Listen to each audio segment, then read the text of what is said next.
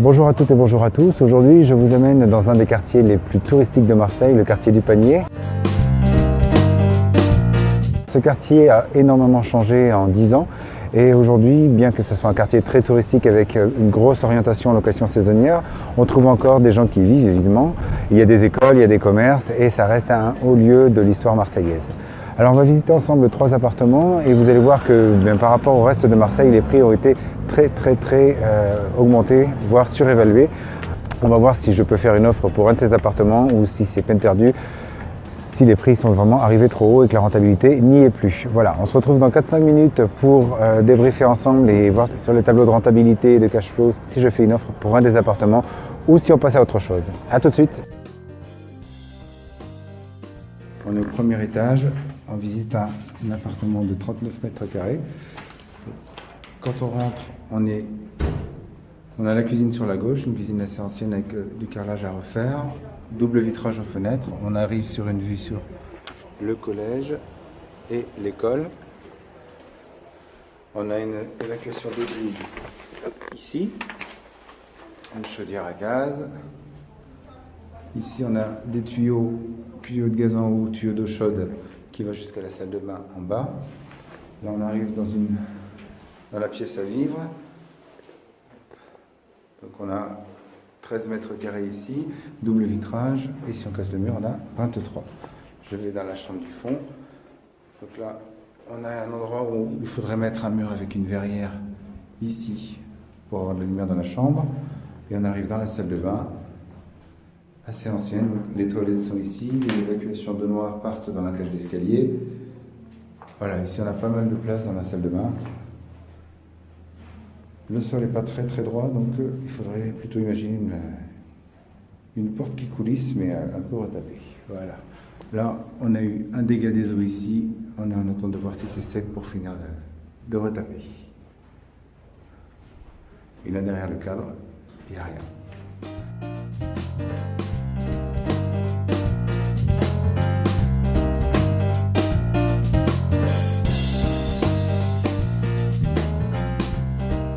Cet appartement a une cage d'escalier qui a été refaite, comme vous voyez.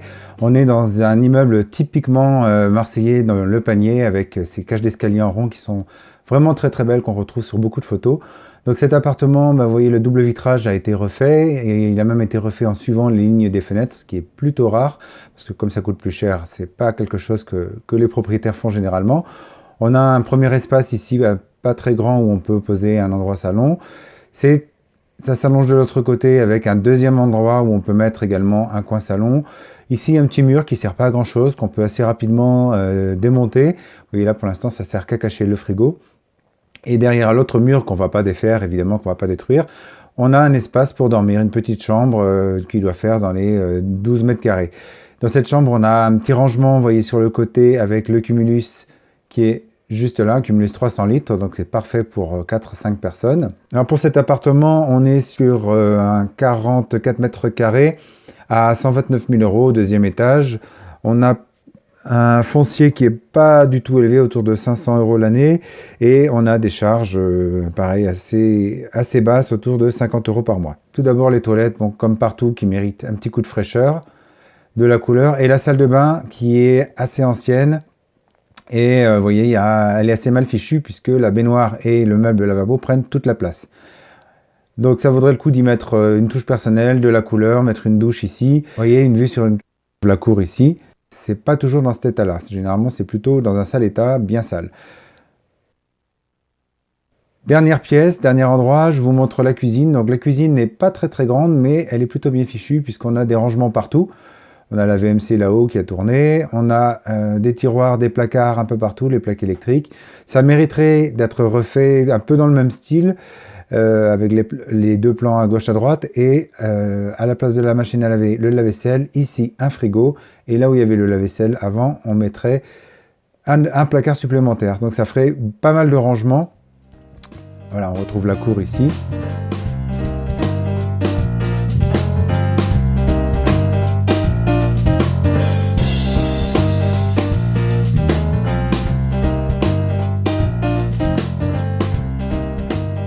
Là, on est au cœur du panier, dans un appartement qui se trouve au rez-de-chaussée.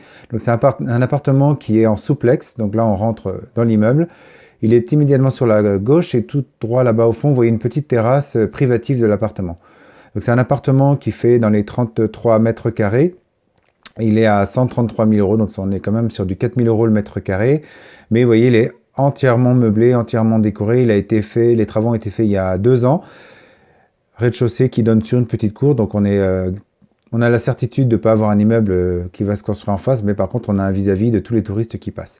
Donc on est plutôt sur un produit pour du Airbnb, où typiquement là, avec tout le charme, avec la personnalité de l'appartement, ça plaît beaucoup aux touristes qui viennent ici.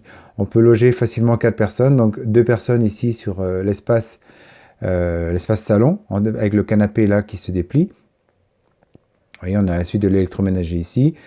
Une petite penderie, là derrière la fenêtre, ce sera la terrasse. Là sur la salle de bain, pas mal de personnalité aussi. J'aime bien cette récupération des matériaux mélangés avec du neuf. Les toilettes sont ici également, juste en dessous. Donc on n'est pas sur quelque chose de très grand, mais on est sur quelque chose d'assez charmant et qui plaît beaucoup, surtout dans le panier à Marseille, qui attire beaucoup de touristes. Donc là voilà, la terrasse, je vous la montre tout à l'heure, elle est juste derrière ça. Là, on va descendre dans le souplex. Donc ici, un petit rangement pour le cumulus. Vous voyez, taillé à même la roche directement. Et on arrive à la chambre. Alors comme c'est un souplex, évidemment, pas de lumière naturelle. On est sur de la lumière artificielle à LED un peu partout. Avec des VMC, évidemment, pour éviter l'humidité qui s'installe. Donc là, on est sur quelque chose de très propre. Pas d'humidité. Tout est refait. Ça se voit que c'est récent. Des rangements ici. Des rangements là un peu plus importants. Là, on voit moins la touche féminine. Les radiateurs, peut-être, qui mériteraient d'être changés. Et encore des petits rangements sur les côtés aussi, sur les box qui sont là. Voilà. Donc, c'est un appartement qui a un foncier à 220 euros. Donc, c'est vraiment pas très élevé. Des charges mensuelles à 25 euros. Je vous amène voir la terrasse. Alors la terrasse, voilà, c'est pas très très grand, c'est Expo Nord. Donc pour l'été, ça veut dire que ça va être très très frais. On a moyen d'y mettre une petite table pour 2 voire 4 personnes et puis de faire un petit espace aussi pour le linge s'il y a besoin. Un produit typique Airbnb, voilà. Voilà, les visites sont terminées. On va maintenant rentrer les données pour chaque appartement dans le tableau de simulation et on va voir lequel nous donne le meilleur résultat et l'offre que l'on peut faire pour l'appartement qui aura la meilleure rentabilité ou le meilleur cash flow.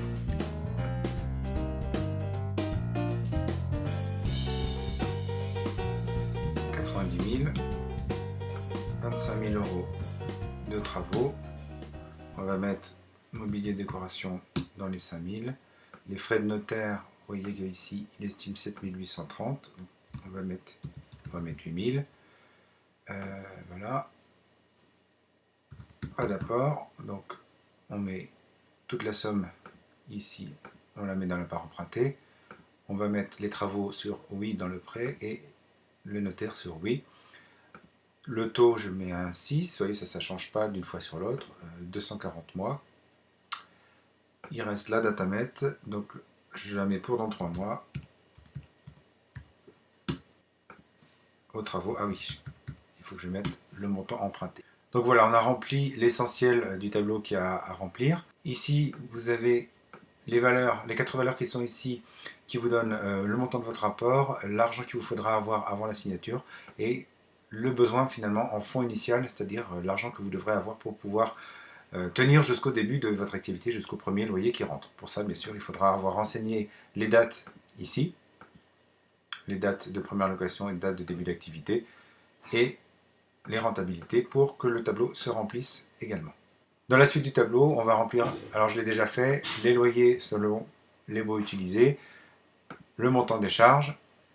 En dessous, on met les charges, donc là c'est pareil, sur un même projet, ça ne change pas beaucoup, donc je les remplis une fois, et après je reprends les valeurs, je change juste le plus important, c'est-à-dire la taxe foncière 573 qui varie, et le montant des charges de copro, voilà. Ça c'est les deux montants qui vont changer à chaque appartement. Voyons maintenant les résultats, donc là on est sur du 240 mois pour le premier bien. Vous voyez que les rentabilités brutes sont assez élevées, pour le saisonnier et pour le 9 mois saisonnier, mais que dès qu'on retombe sur de la location nue ou meublée, on se retrouve avec des rentabilités brutes qui sont vraiment pas très intéressantes. Donc pour obtenir la rentabilité qu'on aurait désiré en rentabilité brute, par exemple pour la location nue, parce que ça devient la référence puisque c'est celle qu'utilise le vendeur, il faudrait faire une offre à 66 000 euros pour un bien qui était à 90. Et là, on aurait une rentabilité brute de 10 au lieu de 7,33.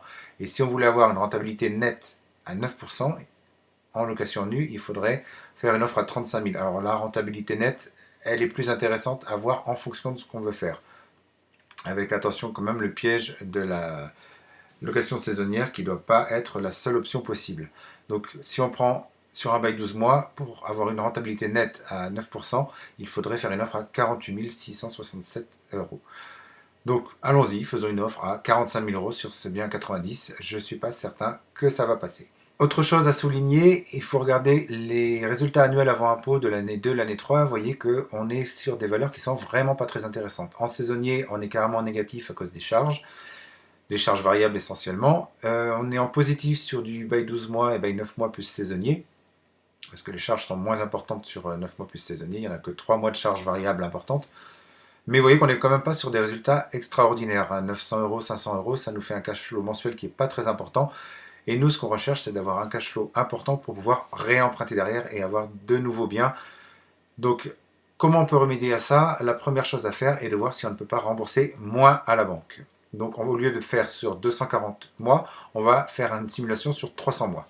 Donc voilà les résultats pour 300 mois. Vous voyez que les rentabilités, les montants d'achat n'ont pas changé. Ce qui a changé, ce sont les résultats annuels avant impôt. On est sur un cash flow positif dans la majorité des cas.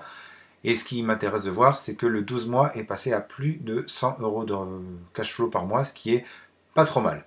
Alors, ce n'est pas des résultats extraordinaires, mais le bien n'est pas non plus à un tarif extraordinaire.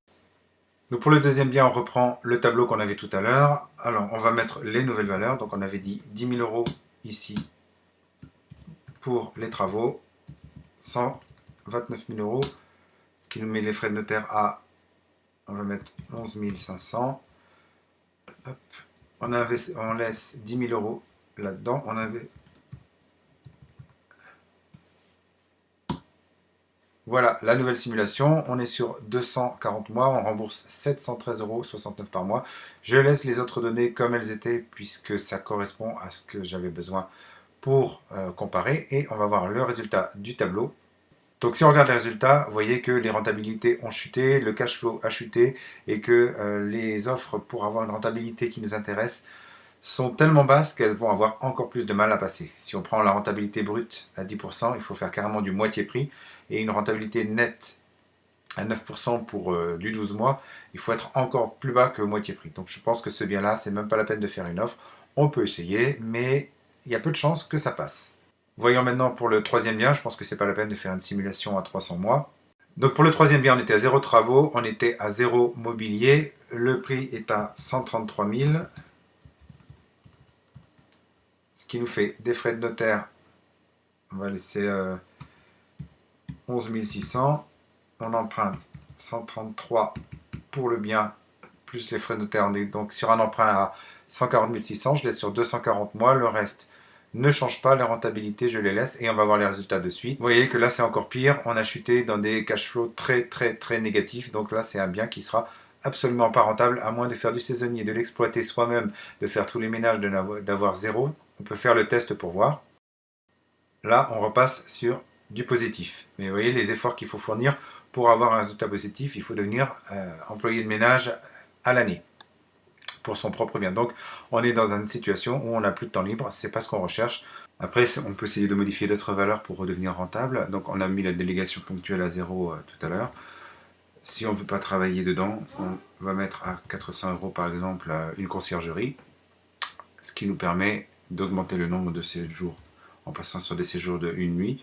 On va être optimiste, on va dire que on a augmenté les séjours, on va même augmenter un petit peu les prix. Voilà, bon, je ne modifie pas le nombre de séjours par mois puisqu'on n'est plus passé au check-in par séjour. Et voyons donc les résultats du tableau. Vous voyez, bon, on est repassé en positif, mais uniquement sur la valeur saisonnière et un petit peu 9 mois saisonniers. Donc on est quand même hyper limite. Sur les autres valeurs, ici, on est toujours en négatif. Et enfin, autre possibilité, c'est de faire un remboursement sur 300 mois. Vous voyez, on peut jouer un peu avec les chiffres.